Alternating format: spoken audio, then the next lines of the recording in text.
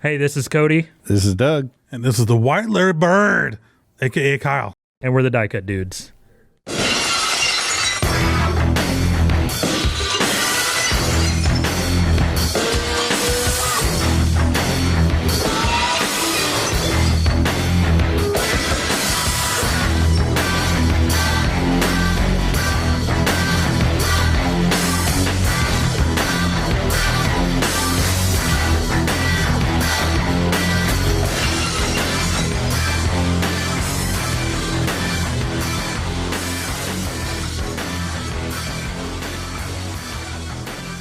Hi, and welcome to The Barn, live from the Barn studio. You got the Mox here, and I'm joined with some special guests in the house. Fellas, welcome to The Barn. We got Cody, Doug, and Kyle from Diecut Dudes. Fellas, welcome.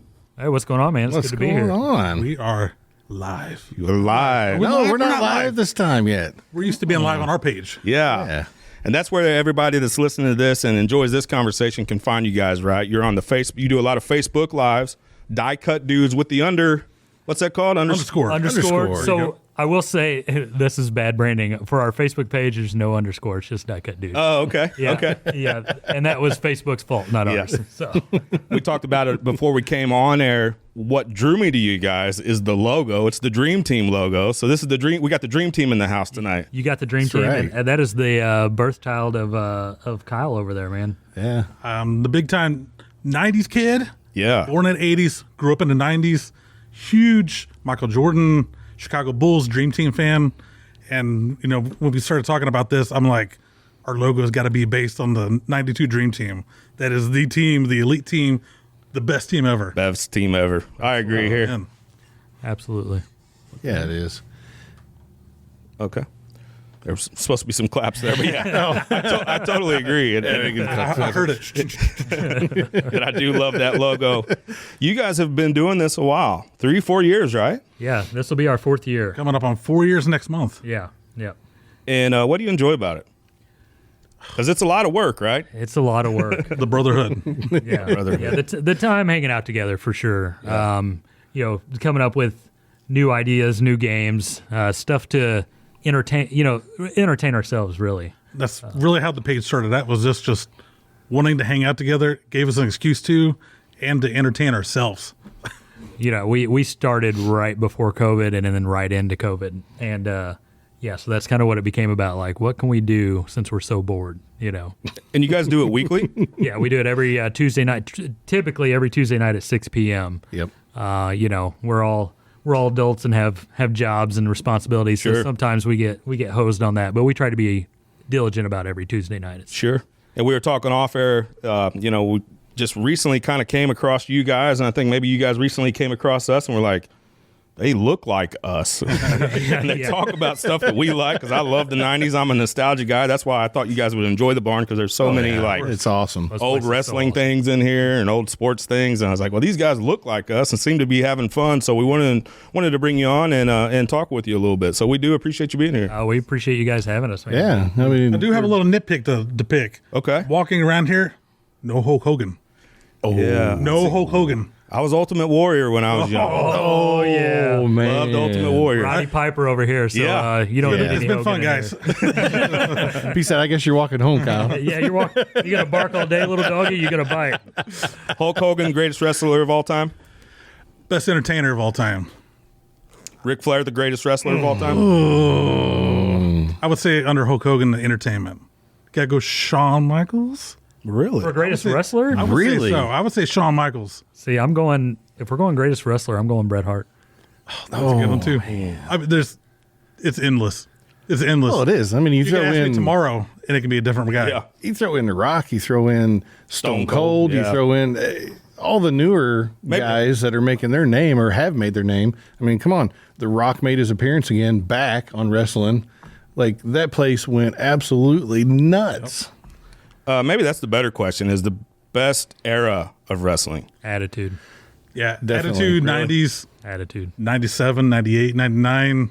You couldn't miss it. I mean, you just couldn't. You had. I remember I had the TV that you could, finagle into getting in the Pay-per-views. Pay-per-views. Yeah. And I had to, because if I went to school the next day not knowing what happened, I I don't mean it bad, but you're a loser. Yeah. You can't conversate. You're just sitting in the back, and Well, the girls didn't think that. The girls weren't. right, yeah. Did you see what happened last night? No. With your buddies, though, I get it. Yeah. Oh yeah, for sure. Yeah, you got to stay on top of things with your buddies. You don't want to catch some ball busting on that end. Oh yeah. Yeah, that's definitely my passion is wrestling. Yeah. So I could just sit here and we just talk wrestling all day long. I'd be thrilled. Yeah. And you have a Slammer shirt on. Slammer was actually a guest. Yes. And you were here then. I think I was busy that night. I wasn't here. So this is your second time being in the barn. This will be my second time. Special guest. I accompanied. I guess I could say I was his manager for the night. Yeah. To come on here to be a guest. Yeah, he's super cool guy. He's a good guy. We enjoyed that for sure. Where's this passion podcasting? Where did that come from? So I don't know if Kyle knew I was going to talk about this, but rewind about 20 some odd years, Where this is going. and I had a huge VHS recorder. One of the late 90s, 90-pound VHS recorders Back on to your the shoulder. future up on your shoulder type. Oh, yeah. And so we used to goof around in his basement, and we'd make our own show, and it was a stupid name. It was called Ass Class. and we would play different characters and just entertain ourselves. And honestly, I think, and now this is probably not this much, but if we had stuck with it when YouTube come around, I think we would have made it small time, right? Because we were entertaining. This was far before YouTube. Yeah. And so anyways, it was kind of birthed there, right? Like we enjoyed making tapes and laughing at ourselves. And then, fast forward, we're 40, we started in our late 30s, I guess. And we're looking for something to do. And I'm like, man, remember we used to do that? Let's just goof off and make some videos. And we were making videos for YouTube, and it was no good. Like but we were talking about what we enjoy, and so we moved over to Facebook, and Facebook's easier to grow, and so that's just kind of how it evolved. And I can't imagine stopping at this point. You know what I mean? Like I'm like, we have to do this. Like like It's what we do. it's what is. you do for sure. It makes me feel good to hear that. Yeah, that's not to say I don't have my moments. Right. We all do. We all do. We all have our moments. yeah. I, suffer with a little bit of depression at times, that kind of thing. So you get to where the motivation and all that, or God forbid you spend hours working on a video or something and it gets one like or nothing. And you're like, what am I even doing? What am I doing here? Yeah. But you get over that. That was your big issue at first when we started doing videos. Like we was having nobody watch, nobody liked, nobody commented. Yeah. And you were like, at the end of the night, well, that was a good time. Yeah. Nobody was here to watch us. I'm like, we got to hang out. Yeah. We got to have kidding. fun. This is Yeah. what made us start doing this. And I'm like, yeah. I've known you for 30 years. Anyway, so. Moving on Slowly from that. getting some traction You're not finally. important at this point. right. You do, and I've struggled with that before too. And even like comparing myself or our numbers to somebody else, you can get caught up in that game so much. But, I feel like, it's benefited me in my life to just kind of be like a fullback, right? Where I'm just like head down, keep moving forward, keep putting out stuff. Oh, yeah. Some stuff they get a bunch of likes and listens and follows and all this. And sometimes we don't. And I just move on to try to at least remind myself. And it does take a reminder. Oh, yeah. Because it can get frustrating sometimes where you put a whole lot of, especially you do a lot of the editing maybe. Yeah. You put a lot of time into that, and that's time away from your family or from your Right. job or whatever. It's like, and it didn't really, the reward or the payoff wasn't Right. there. But I think also too, there's some, learning that happens with that. You get better at it. You're getting more practice. And that's been my experience anyway. For sure. No, I 100% agree with that. Yeah. At the end of the day, if you just take away what you learned from the editing or what you learned from not getting a like or whatever, that's still valuable information. Sometimes more valuable than getting 1,000 likes or whatever. Yeah. Because now I know what will fail, right? So Yeah. don't waste your time on that, I think I know the answer to this question, but have you ever put out a piece of work that you were really proud of and you really thought was going to do well and then it didn't? I would say, definitely yes. Trying to think of something specifically.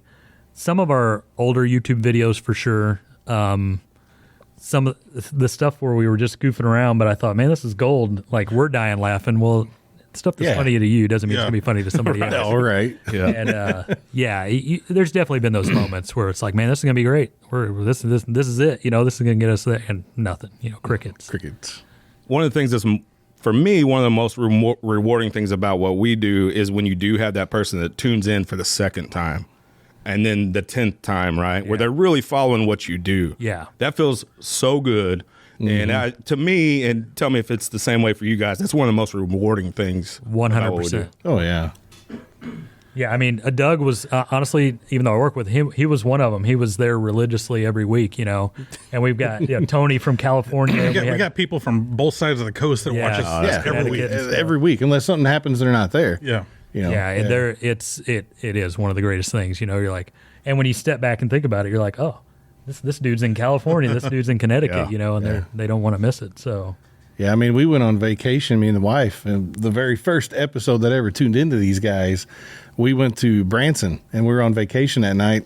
We just did pizza and sitting around, you know, the place that we rented and watching it, and, you know, I tuned into it, and Kyle goes, you know, hey, let us know where you're all from, blah, blah, blah. And I said, hey, I'm from Branson right now, blah, blah, blah. So my name on the show is Doug from Branson. It stuck. Okay. it's just, And like, I was wondering thought- about that because I was watching some of your stuff. I'm like, Yeah, and I thought about changing it, but it's like, no, that's kind of the branded name for me right he now rolled on with the it. show. Had his wife make a shirt, Doug from Branson. Yeah. You know, that's how this stuff gets born and ends up, Right. you know, for sure. Yeah. what do you see in the future? What do you guys want to do with this? That's a good question. That's yeah. I know you got big goals for this year coming up. Yeah, I mean, I have personal goals that I've made, not that I've necessarily shared. Going back to when you do something or talk about something and it doesn't pan out, I've become more gun shy about being like, this is what I'm going to do this year, you know, because I'm like, if I fail, then I feel, you know, silly. But I'm all in on this year. I'm growing our YouTube, growing our Facebook. If I could be honest, I have a number in my head where I want both of those to be, and I feel like I'm going to do it. Like nothing's going to stop me from getting there. Having done this 4 years now, I feel like we know the recipe to get there, you know, and now putting in the effort, you know, which, if I'm being honest, I didn't put in any effort in 2023. I mean, for real, I was on autopilot for a lot of it. I felt burnout with it. I felt a lot of those like, what am I doing? And yeah, so that's 180. You know, I'm all in this year. So I wish I had my sound effects working. We'd hit one of those. Giving the applause. It was kind of funny. probably the wah wah.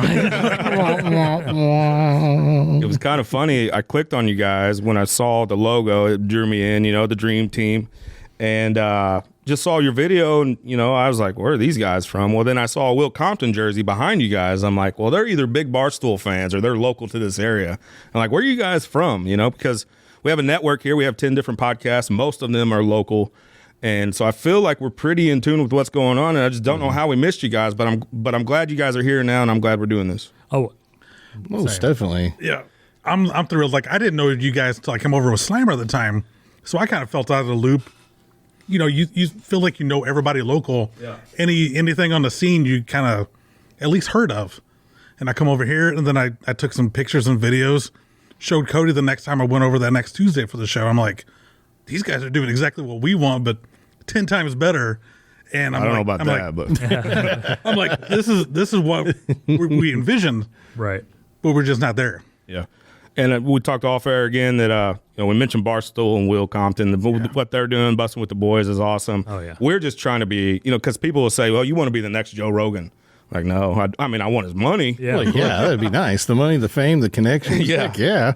We just want to have fun, do some creative things, and locally, you know, rip off Barstool as much as we can. Yeah. But that's kind of, you know, my buddy Dale Styler. You guys know Dale? I Dale know knows that everybody. name. Yeah, I know that name.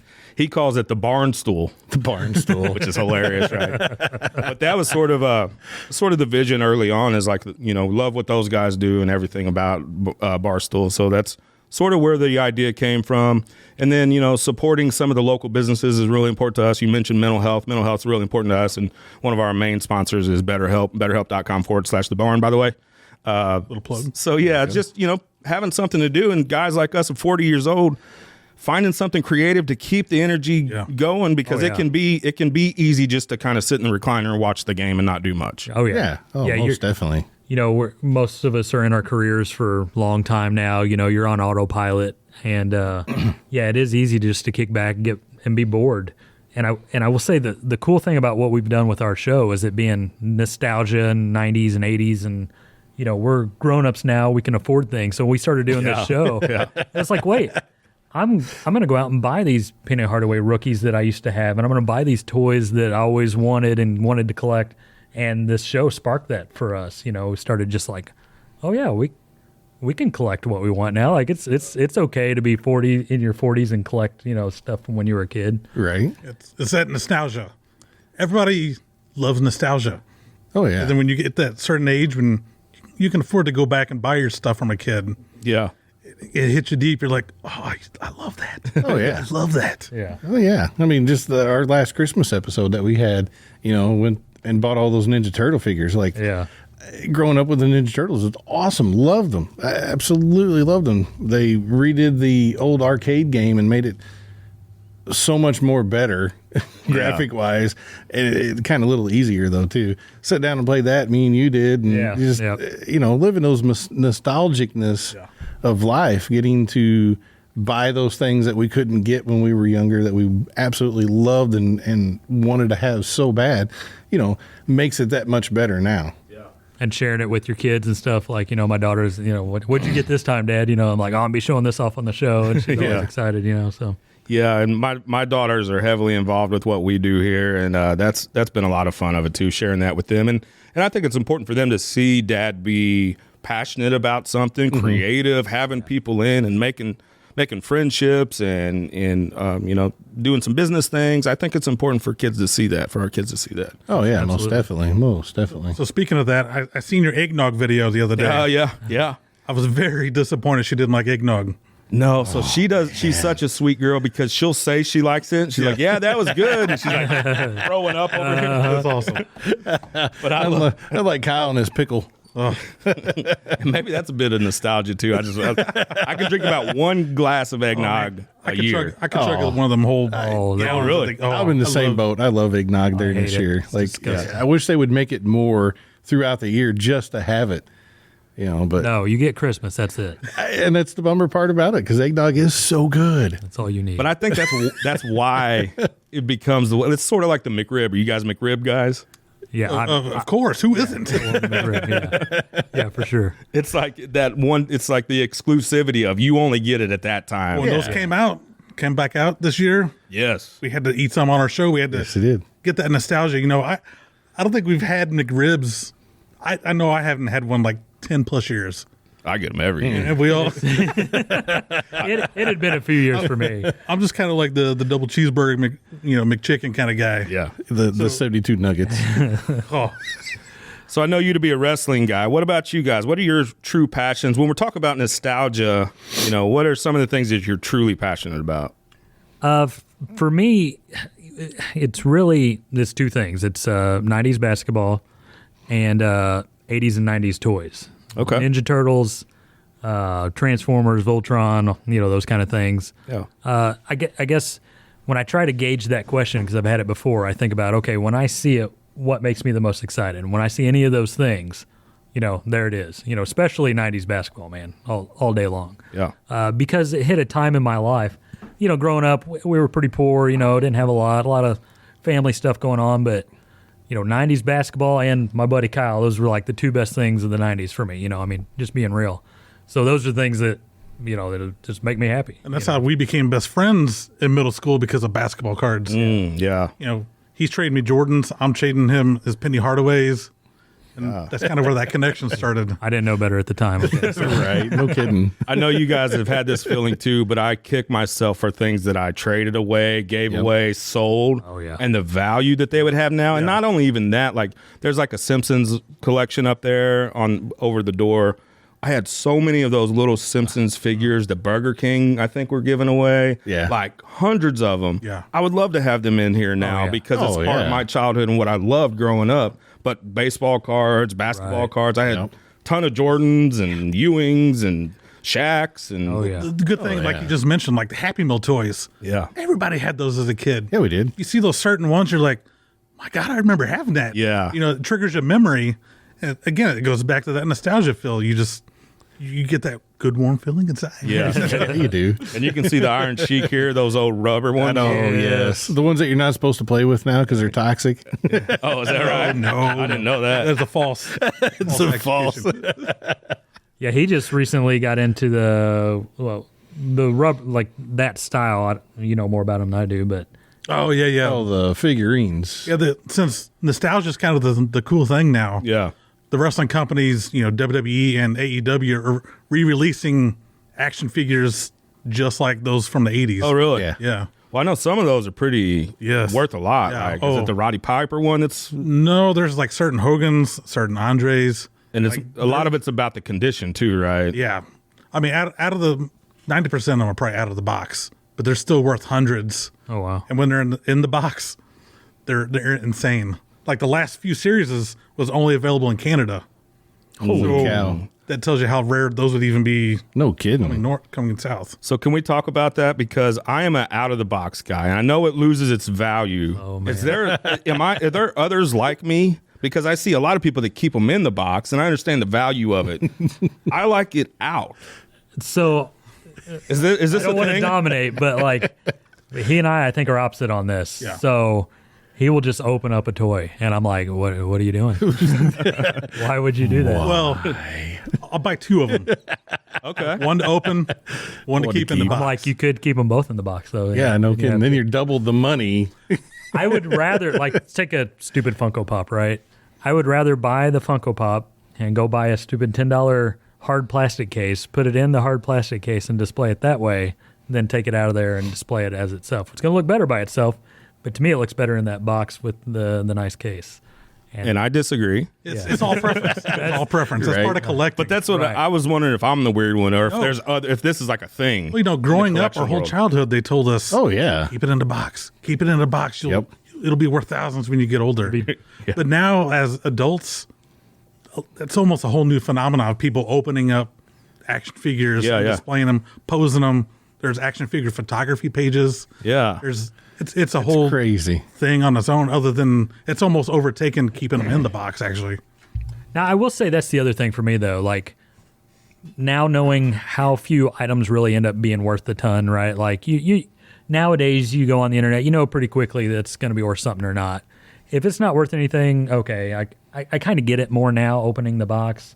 But seeing, like, the stuff that I used to collect and how much it's worth now and how much it would be worth in the... Yeah. maybe that's what triggers that. Yeah. I don't know, but... It's like a trauma response kind of yeah, thing. yeah, exactly. it is. exactly. I like the bobbleheads. Did you guys get into the bobbleheads at all?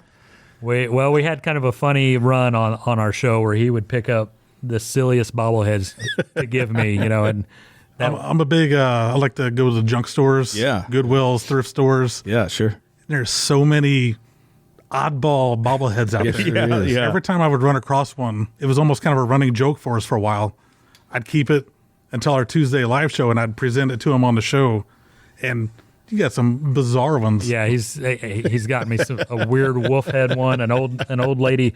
He gave me this old lady one that was part of some school, and People actually knew who she was. somebody knew who it was, and I'm like, it was pretty crazy. I guess my. she's kind of famous at this college. I don't remember who it was. Yeah. But yeah, so Crazy. I don't collect them, but I have a large collection of them Yeah. thanks to Kyle. So, You're welcome. Yeah. Yeah. You're welcome. And that's one thing I noticed about your show is the backdrop, right? That's pretty important to you guys, what's back there and what's being displayed back there. We talked about these two. What about you, Doug? What are you into as far as the nostalgia stuff goes? Nostalgia stuff, probably, honestly, for me, video games. Like going back to growing up playing video games, Nintendo, Atari, 64, Dreamcast, having all of those video consoles growing up, getting to play those retro games now, like emulated Yeah. on my computer that I've built, that I finally have had the money and time being older, Right. not having the kids at home or anything like that. Being able to build my own computer, having my own setup, just being able to sit there and relax, play those retro games and be like, man, I remember this game was so much fun. And now I'm like, I really suck at this game. Like, well, how is this harder than the brand new Call of Duty I just bought? Yeah. Or, I can tell you something of how. that nature. I can tell you why. Because you're playing it on a newer system. If you went back to the Sega and used the old controllers, This is I don't know true. about that. Probably. Maybe. about Maybe that. not. That's the nostalgia for me. Like, it really is. I mean, I grew up, just like everybody else around in the area, Not having a whole bunch of money.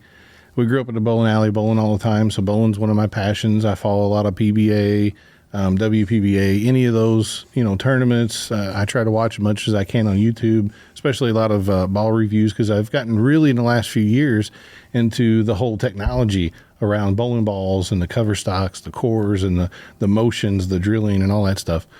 So it's just me. I'm just a nerd in a package. So you're deep into it then. Oh, I the love technology of the ball. I do. Oh man, it's so The Matrix good. has him, man. The Matrix does have me. Mo Pinnell, and Lou Cardinale. Is that the St. Louis guy, St. Charles guy? Yes. No, I'm totally lost over here. I am not you. What's he say? What's the famous thing? You know what I'm talking about, right? I do. I have not heard that in a long time. Like he has coming back popularity wise with him. Them two did a lot of. They created their own company together, Radical Bowling Company. So they did all kinds of YouTube videos, podcasts, things like that. And I don't know if he's ever even said that on that show, like what they coming back. But I do remember. Clip. Oh yeah. Hey, side note, we should get him. We should interview him. Oh, that'd be that would fantastic. Be fantastic. Let's I do would that. love to do that. I can sit in the background and clap because I'll be out of this. I got to bring that up though. I am. Yeah. His sound home, like- I think his home lanes is like on First Capital in St. Charles. I went to Lindenwood up there in St. Charles, so we'd go and we'd bowl on a Tuesday night and all endless pictures or whatever it was. Oh, yeah. But I think they have some kind of sign up there or something. Yeah. It's been. We didn't get to travel a whole lot bowling. My dad and them, when they were, bowling men's league and stuff, they went to a few tournaments here and there. But, growing up, being younger and that, like we get to travel with the high school team and go different places, go to state, this and that. So it was kind of neat. But I remember that my dad and them all went to St. Louis, and I'm pretty sure it was Pete Webb that was there. That's who I'm talking about, right? Okay. Pete, well, yeah, he's from St. Louis. Weber Lanes, of course. I can't remember what it was called. St. Louis. I don't remember. But anyways, yeah, St. Louis. Yeah, sorry I threw you off. No. They went up there, and it was kind of cool because when they came back, like my aunt had a bowling shoe that she had that he autographed. And my dad had a towel. They took a bowling pin from a local bowling alley, over in Potosi. Took it up there, and he signed it. And They stole the pin. So there's No more an alley. strikes. No more strikes on that lane, man. no more strike. There's nine. There's 9 pins instead of 10 in the deck now. So they're missing that one. But it's all that nostalgia. So getting to see some of those older guys even bowling, and even the women bowlers like that. Like I love watching that type of stuff. For me, and golf. Growing up playing golf and watching everything that's happening with PGA and Live has been so interesting. And, I can't wait to see what's going to happen forward with that. And I'm going to try to do some stuff with the Diecut page and cover more of those areas that branch out and get some more people in there. Didn't we used to have the National Bowling Hall of Fame Yes. right across from Busch Stadium, right? Yes, they did. Where'd that They go? do. And why'd we have it? Is bowling, and I'm being serious, I don't know much about bowling. Is St. Louis Yes. So back in the 80s and so, like St. Louis was St. Louis and Kansas City, Jeff City was huge in the bowling circuit. So they would always travel a lot of times from the East Coast to the West Coast, come through, hit Kansas City, Jeff City, St. Louis, and move over to Chicago and those areas and bowl. Like that was the track that they went a lot of their tournaments with. So yeah, it was really big, St. Louis and bowling back then. I don't know if they've moved that out of St. Louis or not. I feel like we have the chess one now, right? Isn't there a chess thing? Yes, they do. They got the big old chess pieces out in the middle of the sidewalk. I had this random Hall of Fames. I had no idea. This is all news to me. Yeah. I think I have a picture in front of that place. I've never been in it. There's a big chess piece. I wanted to get a picture with it. I can't see you playing chess. He's like, I've never played a game in my life. I played Chinese checkers. That's about Chinese it. checkers, Chinese. But yeah, bowling's fun. I love it. I bowl with my dad and my brother and a couple of our family friends, local team over in Potosi. So that's just me in a nutshell. Awesome, man. You mentioned the golf thing. Can we get into it a little bit? Yeah. Rom goes to Live. Oh, man. Huge contract. They haven't released the numbers, no, they but haven't. But I'm sure it's massive. Oh, I guarantee you it's going to be at least $300 million. I almost That's a guarantee chunk of you. change right there. Well, I mean, they offered Tiger like $300 million to start with, and then they kept upping it, and he said no. Yeah. I mean, so going after somebody like John Rahm, who was he finished third, I think third or fourth. But being a golf guy, he can be the best player. It's sort of him, Scotty, Victor, that whole thing with PGA and Live. We're talking about Live and the players that they did. Like you said, they just got John Rahm. They've announced some of the players that have actually made the move to Live from PGA, but there's still some that they have not said. So I'm looking for that list to see who's going to be jumping the boat for that money, that fame. Do you think it's any more top 10 guys? I bet Give it time. they probably will gobble up at least 3 more. Wow. That's huge.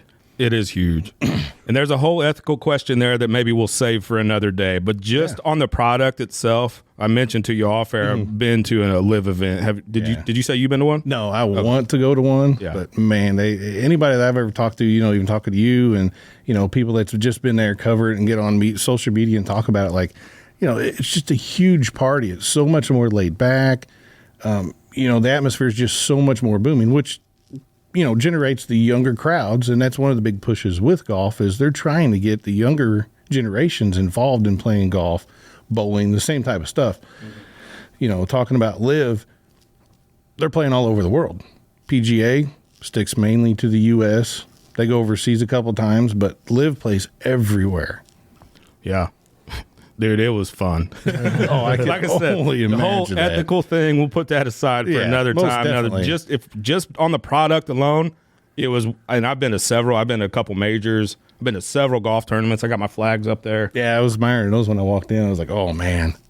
It felt like, and I met John Daly. There's a signed autograph John Daly flag up there. It felt like if John Daly created You know it. You know it. created a I new league, it would be a lot of that. I mean, I love the videos, whatever, John Daly, I follow him on social media, YouTube a lot and watch the things. And he's always like the very first tee talking to the pro there, the house pro. And he's like drinking a beer, smoking a stogie. And he's like, I only need to know 2 things. Where's the first tee and what's the course record?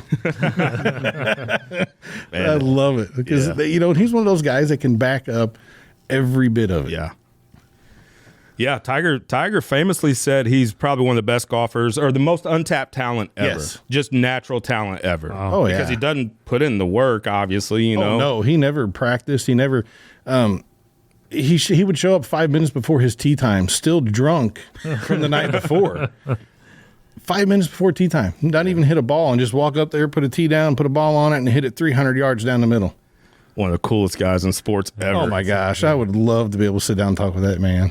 Did get to meet him, and he was everything you think he was. Like Yeah. so this was a couple years ago at the Ascension Charity Classic up in St. Louis, Norwood's Golf Club. Yes.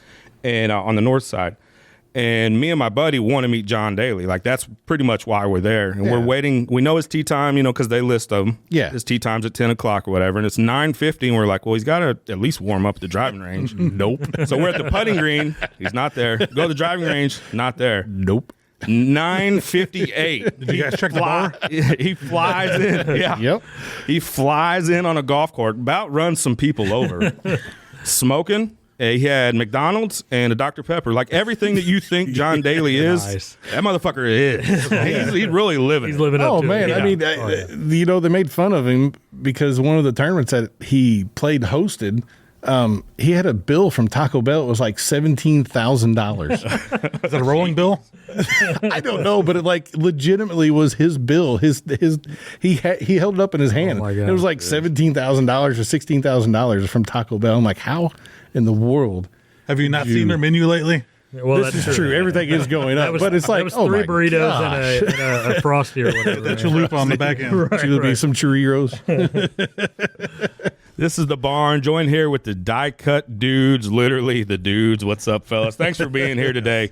Oh yeah. Didn't tell you I have this. I got a little something special for you guys. I knew you guys were coming in today. Oh, awesome. This is the nostalgia test. Okay. Oh boy. Well, that's exciting. All right. Karate Kid or Back to the Future?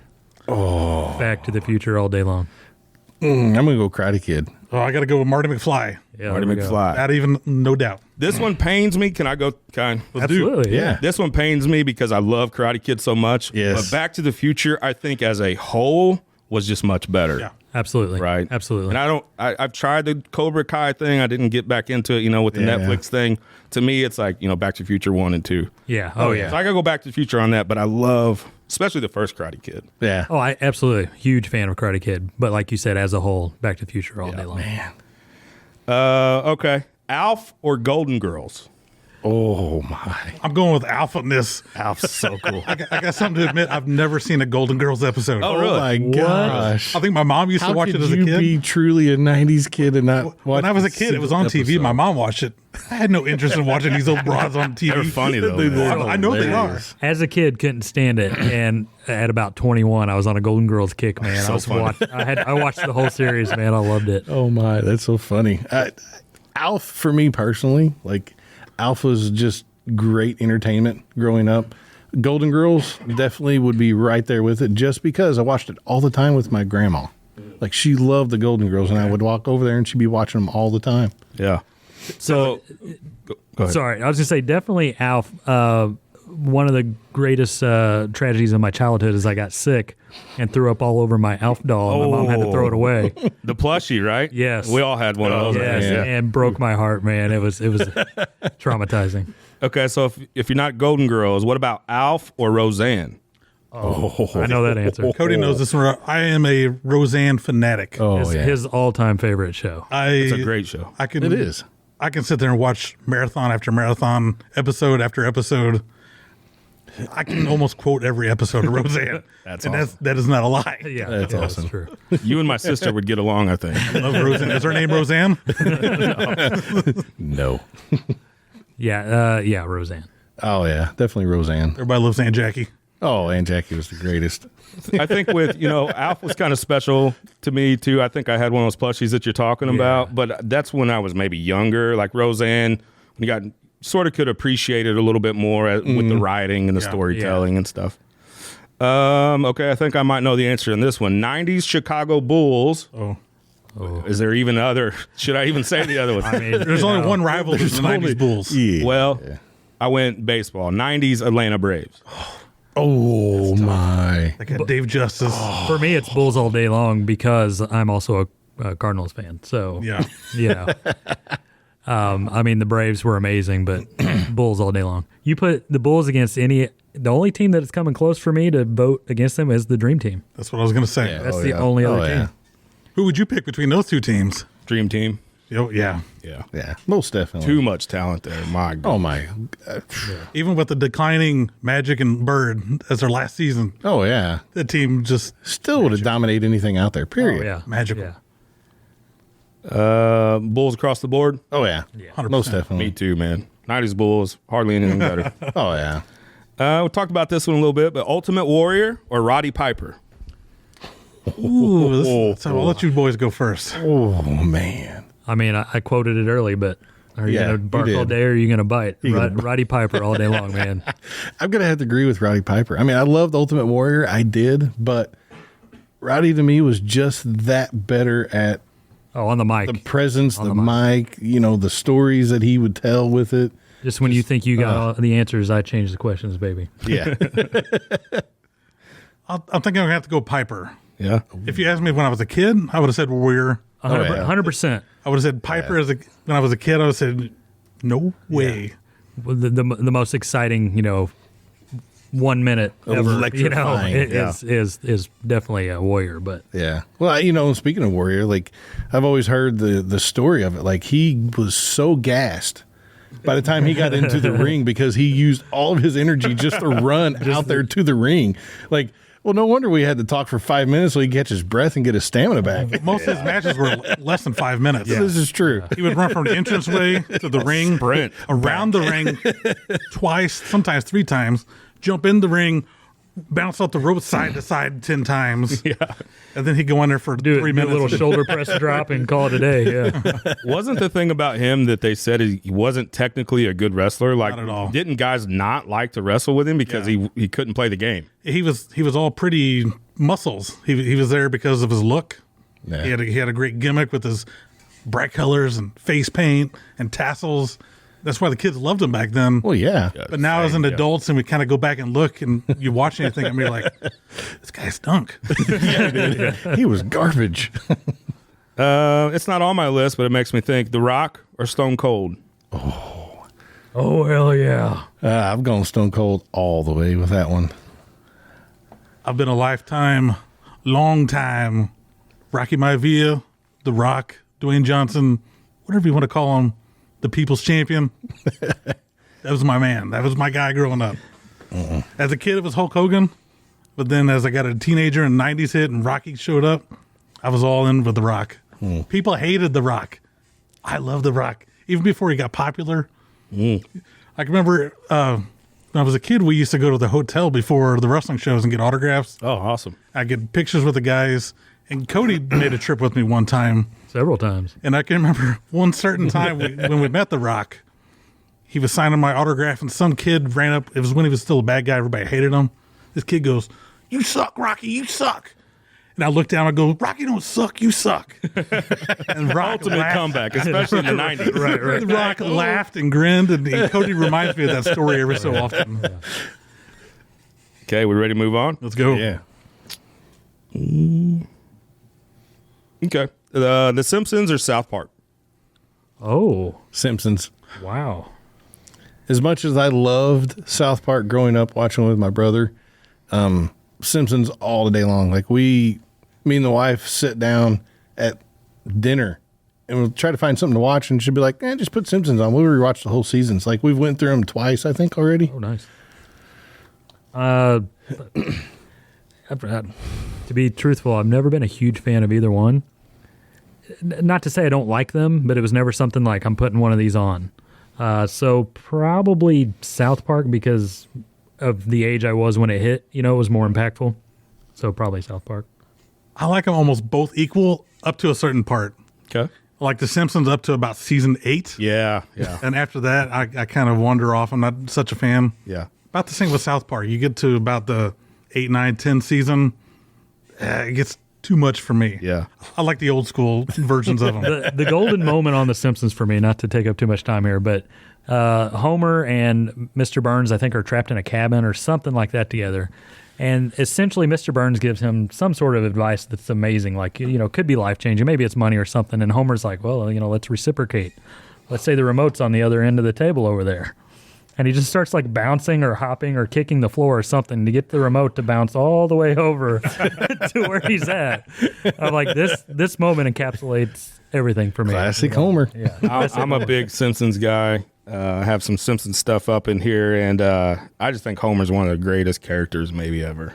Oh, yeah. Just the writing on that, like in the prime years, like you're talking about, like season like 3 through 8, or just some of the best, funniest shit ever. Oh, yeah. Big Simpsons guy, and that was hard for me to pick because I was thinking maybe King of the Hill or Beavis and Butthead. Oh, if you threw Beavis and Butthead in there, that would have been really tough for me. Yeah, that's my jam right there. Sitting over here by the Beavis and Butthead sticker I was admiring earlier. Yeah, love Beavis and Butthead. Yeah, so good.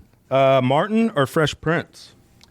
Fresh Prince right here. Oh, yeah. Fresh Prince. I'm odd man out. I'm a big Martin Lawrence fan. You're not the odd man out. I'm with you. Nice, Martin, awesome. Martin was so funny. Can you guys... I think head-to-head, Martin Lawrence outplays Will Smith all day long. Yeah, sure. When it comes to comedy, all day long. Oh, I bet all three of us, or all four of us sitting here could re-sing the Fresh Prince of Bel-Air theme song. Sure. Oh, for Oh, sure. my gosh. Everybody. Fresh Prince was bigger, more people knew Fresh Prince, but I like Martin.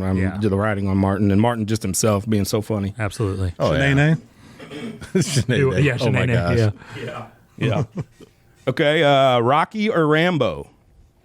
Oh, I already know. I'm a straight up Rocky fan. man. Yeah. All right. Cody has got me into Rocky movies many years ago. And I'm a huge Hulk Hogan fan. Okay. And part 3, Rocky 3 is my least favorite of them. Yeah, I think probably, Yeah. probably 1, 2, and everybody 4. is. 1, 2, and 4 are my favorites. Rocky 3 makes no sense. He And it barely, does. he They were barely gets stretching. by 1 and 2, and now Yeah. I know Mick was protecting him or whatever, but no, They were Rocky- stretching on yeah, 3. that They were made trying no to sense.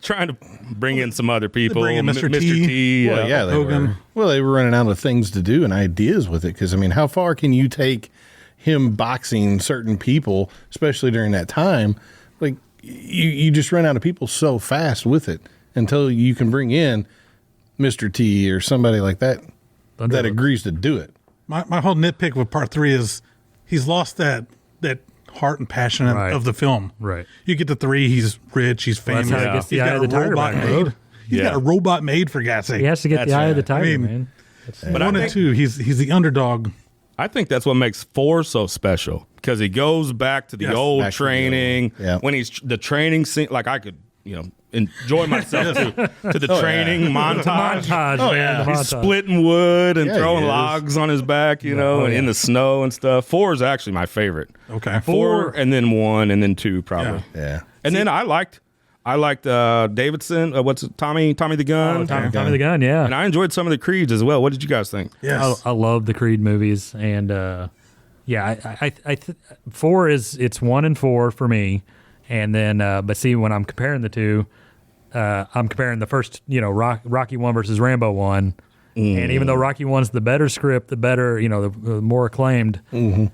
Fantastic movies, man. You go back Rambo to First Blood. Oh, so Oh, good. Blood. Oh my God. I got chills just now. Oh yeah, so good, man. I saw you guys talk about this on your show with the Die Hard Christmas thing. Yes, yes. Rambo. Yeah. There's some Christmas. There's some trees in the background of Yeah. Rambo. It is a Christmas movie. This is a passion of mine. This Die Hard thing. Yes. Don't let him Yes, it tell is. you. No. that it's not a Let's hear. Christmas Let's convince us. Die Hard is not. Okay. One more time. Is not a Christmas movie. Along with this Rambo theory of there's Christmas trees in the background. You can have a toilet in the background and be like, this isn't a crappy movie. This is, So did you see me judoing people on our page? Somebody was like, "Well, Die Hard was released in July," so I'm like, I just start laying the smack down. Yeah. Miracle on 34th Street, Yep. released in August. And of course, now I'm going to blank. But there's like 3 big Christmas movies that were not released at Christmas time. Really? what about Yeah. Ernest Yeah. Saves Christmas? Was that, It's a Christmas Definitely movie. Christmas I don't know. Oh, But yeah, we have this battle every Christmas, and obviously Kyle is wrong. And I just like stirring the pot, but I do agree that it is a Christmas movie. Well, I mean, of course. every bit about that movie is Christmas themed.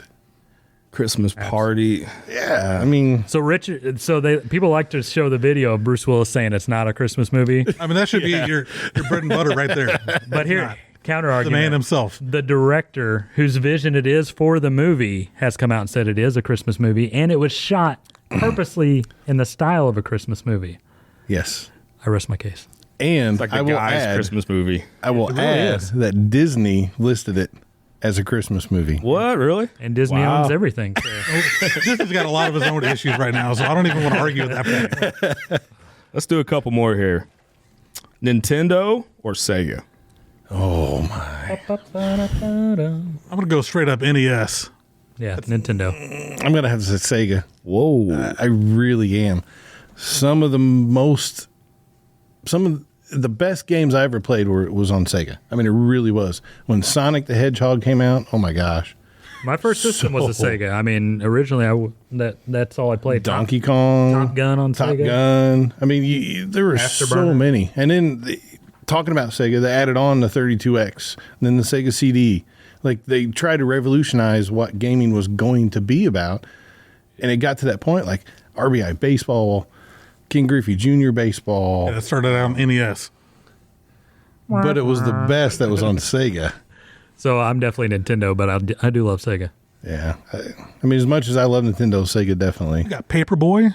You can beat Rad Racer. Excite Bike. Racer, Excite yeah. Bike. That game is awful. So many good. I tried to go back and play that last year. And I'm hitting the button, I'm doing the little ramp, and I'm like, But again, was it on the original system? Hey, Because that's going to make the difference. Mine was on the Switch. true story. All right, I don't want to get violent here, but I almost got stabbed over Excite Bike. My little my. I let my cousin borrow that game, and his little brother was so in love with it that when I tried to get it back, he pulled out a knife and chased me around the Oh, kitchen. dude, Oh my! they get serious about it. It was serious, man. Wow. It was serious. Yeah, That's crazy. I'll never forget being chased around the kitchen table with First it. time I've heard this story. Yeah, Oh, why? yeah, dude, that's hilarious. I don't like to share it. I'm traumatized. I think I gotta go Nintendo. Like you're saying, the Paperboy. I'd play Paperboy all yes. day Yeah. long. So good. I mean, it. Mario, all the Nintendo Marios. is- oh yeah, and I'm not saying Nintendo's not bad at all. Trust me, like it is a very, very hard decision. But when I got to the age where I was playing games a lot more, it was during the Sega. So I have more games that I remember playing and having a lot more fun with it than I did Nintendo. That's what the nostalgia is all about, man. See, as a kid, we owned like 3 games, and we just every Friday or Saturday we'd go to Blockbuster. That's how you'd be able to play these games. Yep. I didn't own no Paperboy or Excite Bike. Yeah. I had Mario and Duck Hunt. Yes. Duck Hunt too. I think I had Dig Dug. Dig Dug. Love One of my Dig Dug. favorites. Contra. Oh, Contra. Yes. such good Up, stuff. Tyson's down, Punch down, Out. left, right, Dude. switch, Yes. Forget your Sega. Tyson's Punch you Out, go. Contra. Winner. Oh, I know. All the I know. Marios. I know. Yeah, you just lost real bad, man. I'm sorry. You like Sonic better than Mario? He's more of a Knuckles kind of fan. Look at him. I am. I love on Knuckles. now. Don't get me wrong. I wouldn't put Sonic above Mario if you're talking individual like He's backtracking. brand games. Like, yes, Mario is like going to be the ultimate game ever. Period. You got him I'm sorry. backstepping now. I like this. Do you have a beep, But- beep, beep sound effect over there? But I usually do. I don't know.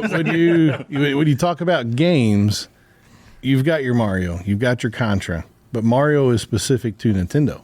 Contra went through so many more different consoles that you could play it on. It's Hey, a listen, hard just- sell here. Hard sell, man. You guys are Deaf just ears. not Take, take your lumps and walk on, man. Got him backpedaling big time. We'll go one more here. This one's a little bit later in the 90s. Tupac or Biggie? Bubba, when you Tupac. call me Big Pop. Big Tupac fan. I would mow my grass as a teenager with my Walkman on my side. Listen to All Eyes on Me album. California love, man. It was 2 tapes, 2 cassette tapes back then. So I'd have one in my back pocket as I'm mowing, Ready to go. ready to pop, ready to switch them out. Yeah, I mean, Tupac. I only like really one Biggie song. You know, I only know one Biggie song. Which one?